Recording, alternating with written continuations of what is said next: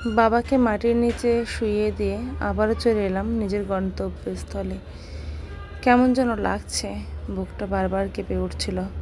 কি করব বুঝতে পারছিলাম না, কষ্টে যেন কেমন ভেসেই যাচ্ছিলাম। তো যাই হোক, তারপর তো নিজের গন্তব্যস্থলে ফিরে আসতেই হবে। হ্যালো এভরিওয়ান, আসসালামু আলাইকুম। Myself Sathi Sikdar and welcome to my another new blog.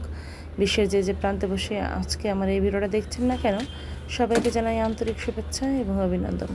So সবাই কেমন আছেন? আশা করি সবাই ভালো আছেন। আল্লাহর রহমতে আমিও ভালো আছি।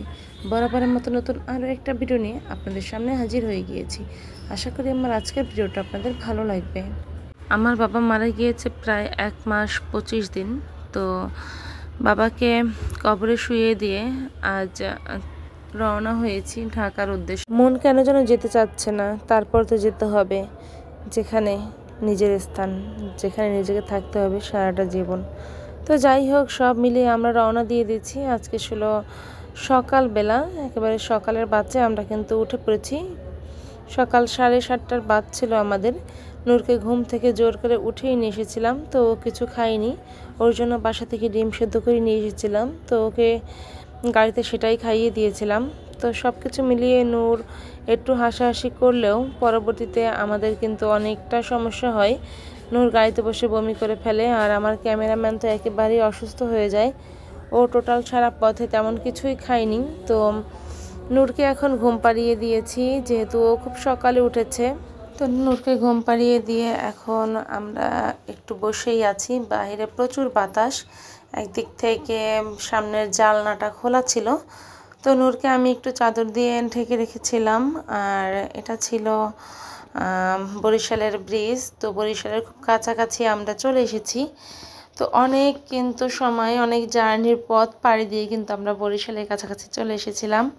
তো যাই হোক, এদিকে আমরা এখন বরিশাল ব্রিজ পার হচ্ছিলাম, আর সেটাও আপনাদের সাথে একটু শেয়ার করে নিচ্ছি।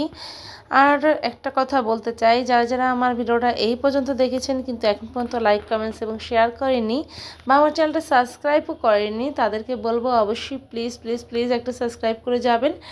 আর এরকম ভিডিও দেখতে কিন্তু আমার ভিডিওতে লাইক, কমেন্টস করতে হবে, তাহলেই পরবর্তী ভিডিও আপনাদের সামনে চলে আসবে। তো যাই হোক, এদিকে আমার ক্যামেরাম্যান খুবই অসুস্থ, খুবই মন খারাপ করে বাইরের দিকে তাকিয়েছিল, যেহেতু ও একেবারেই গাড়িতে উঠতে পারে না। তারপর ও গাড়িতে উঠেছে, যেহেতু অনেকবার 5 থেকে 6 বারের মতো বমি করে ফেলেছে। তো এই তো আমরা বরিশালের একেবারে রূপাতলি বাজারের কাছাকাছি চলে এসেছি, কিন্তু দুঃখের বিষয়ের সামনে একটু আন্দোলন হওয়ার কারণে আমাদের বাসটা এখানে অনেকক্ষণ যাবৎ দাঁড়ানো ছিল। আর নূরও ঘুমিয়েছিল। তারপরে পরবর্তীতে নূর গরমে উঠে গিয়েছে, আর যেহেতু বাস বন্ধ থাকলে কিন্তু খুবই কষ্ট হয়। তো যাই হোক, নূর ঘুম থেকে উঠে গিয়েছে। নূরকে আমি একটু চকলেট দিয়ে বসিয়ে দিয়েছিলাম এখানে। তো নূর হাসাহাসি করছে। ও কিন্তু বাসে উঠতে খুব বেশি পছন্দ করে, আর একেবারেই জ্বালায় না। তো যাই হোক, তারপরও ও কিন্তু দাঁড়িয়ে দাঁড়িয়ে একটু দেখতে চায়, কিন্তু চলন্ত অবস্থায় তো আর দাঁড়িয়ে দেখার সুযোগ নাই। তো যাই হোক, এদিকে কিন্তু আমরা জ্যামে বসে আছি, আমাদের অবস্থা একেবারেই নাজেহাল। আমার অবস্থা দেখতেই পাচ্ছেন, সারা রাত কিন্তু আমি প্রায় ঘুমাইনি টেনশনে। তো প্রায় রাত্র 4টার দিকে একবার ঘুম ভেঙে গিয়েছিল, আবার সকাল 6টায় ঘুম থেকে উঠেছি। উঠে খাওয়া দাওয়া করে সব কিছু গুছিয়ে তারপর কিন্তু আমরা রেডি হয়ে বাইরে বের হয়েছি, যে আমরা এখন চলে যাব আমাদের গন্তব্যস্থলে। তো যাই হোক, এদিকে চলতে চলতে আমরা কিন্তু একেবারে সীমান্তের কাছাকাছি চলে এসেছি, যেখানে আমাদের গন্তব্য বলতে গেলে। কিন্তু গন্তব্যের আগে তো আমাদের একটা ব্রেক নিতে হবে, নিজেদের জন্য কিছু খাওয়া দাওয়াও করতে হবে। যেহেতু ক্যামেরাম্যান একেবারে অসুস্থ, আমরা বাসা থেকে খাবার বানিয়ে নিয়ে এসেছিলাম, সেটা একেবারেই খেতে পারিনি। তো ভাবলাম বাইরে বের হয়ে একটু টক জাতীয় কিছু একটা খাওয়া যাক। তো আমি আর আমার ক্যামেরাম্যান বাইরে বের হয়ে পেয়ারা মাখা নিয়েছি, দুজন মিলে এটাই খাচ্ছিলাম। আর আমাদের বাসা থেকে আমার আম্মু কিন্তু আমাকে খিচুড়ি রান্না করে দিয়েছিল, রুটি ভাজি রান্না করে দিয়েছিল। কিন্তু দুঃখের বিষয় কি বলবো, আমি যতটুকু খেতে পেরেছি, কিন্তু আমার ক্যামেরাম্যান একেবারেই খেতে পারেনি। ও কিন্তু খুবই অসুস্থ হয়ে যাচ্ছিল। আর এদিকে নূরকে আমি একটু জুস দিয়েছি, আর নূর সেটাই খাচ্ছে। অনেকক্ষণ আটকা জাগার পরে, মানে বাসে বসে থাকার পরে নূরের অবস্থা কিন্তু একটু অন্যরকম। তো চলেন দেখি নূর কি করে, আপনাদের সাথে সেটা একটু শেয়ার করি, যে কতটা দুষ্টামি করতে পারে আমার নূর। তো খালি জায়গা একেবারে বাসের যে স্ট্যান্ড, যেখানে বাসের কাউন্টার বলতে গেলে মানে তেলের পাম্প, ওখানে কিন্তু আমাদের ব্রেক দিয়েছে আর আমরা ওখান থেকে কিছু খাওয়া দাওয়াও করে নিয়েছি। তো যাই হোক, নূর খুব দুষ্টুমি করছিল, তো সেটা আর যাই হোক দেখালাম না। কিন্তু এখন কিন্তু আমরা চলে এসেছি পদ্মার কাছাকাছি। আপনারা এই জায়গাটা দেখেন, এত সুন্দর, এত বেশি সুন্দর, যেটা আসলে না বললেই নয়। আমাদের বাংলাদেশেও কিন্তু অনেক অনেক সুন্দর জায়গা আছে যেখানে এখন পর্যন্ত আমরা যাইনি, কিন্তু আমরা কিন্তু দূরে ঘুরতে যেতে পারি। সাজেক বলেন, কক্সবাজার, কুয়াকাটা, কিন্তু আমাদের হাতের নাগালেই, আমাদের হাতের কাছেই কিন্তু অনেক সুন্দর সুন্দর জায়গা আছে যেখানে চাইলে আমরা ফ্যামিলি নিয়ে সবাই ঘুরে আসতে পারি। তার ভিতরে কিন্তু এই একটা জায়গা, যেটা পদ্মা নদী। তো এখানে কিন্তু অনেক রেস্টুরেন্ট, খাওয়া দাওয়ার ব্যবস্থাও আছে। যেহেতু আমাদের সময়ের স্বল্পতার কারণে আমরা এখানে আসতে পারি না ছোট্ট বেবি নিয়ে, কিন্তু যারা একেবারে ফ্রি থাকেন, অল টাইম ফ্রি, যাদের কোনো প্যারা থাকে না, তারা কিন্তু একবার হলেও ঘুরে আসতে পারেন এই যে পদ্মা নদীর পাড়ে ইলিশ বাড়িতে। তো যাই হোক, আমরা এখন পদ্মা পাড়ি দিচ্ছি, আর পদ্মা পাড়ি দেওয়া মানেই ঢাকার ভিতর ঢুকে যাওয়া। পদ্মা নদীর এই ভিউ যদি আপনি চোখে সামনাসামনি না দেখেন, তাহলে বিশ্বাস করবেন না যে এখানে কত সুন্দর একটা ভিউ।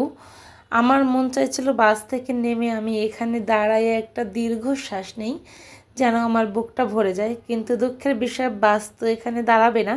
এখানে আসতে হলে আপনাকে কিন্তু প্রাইভেট কার নয়তো বা ধরেন বাইকে করে আসতে হবে, যদি আপনি এখানে একটুর জন্য দাঁড়াতে চান।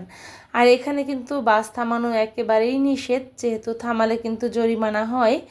তো যাই হোক, এই ভিউ আর নিঃশ্বাস ভরে নিতে না পেরে চোখের দেখা দেখে যাচ্ছি, এটাই কিন্তু অনেক কিছু। আমার কাছে কিন্তু এটাই বেশি ভালো লাগে। তো যাই হোক, এরপর কিন্তু নূর আবার ঘুমিয়েছিল, নূর ঘুম থেকে উঠে পড়েছে। আর এখন নূর বায়না ধরছে যে সে এখন বাসায় যাবে, বাবা যাবে। তো বাসা থেকে যাওয়ার পরে কিন্তু ও বাবার সাথে অনেক দুষ্টামি করেছে, সেগুলো আর আপনাদের সাথে শেয়ার করতে পারিনি। তো সব কিছু মিলিয়েই কিন্তু আমি আর আমার নূর খুব কষ্ট করে আজকের এই জার্নিটা পার করেছি। যেহেতু ছোট বাচ্চা নিয়ে সারাদিন কোলে বসে থাকাটা কিন্তু অনেক টাফ ব্যাপার। আর আমাদের গাড়ি একেবারে রাত 7টা বাজে কিন্তু আমাদের স্টেশনে চলে এসেছিল। আর এই যে দেখেন, এখন আমরা আছি কিন্তু এয়ারপোর্ট।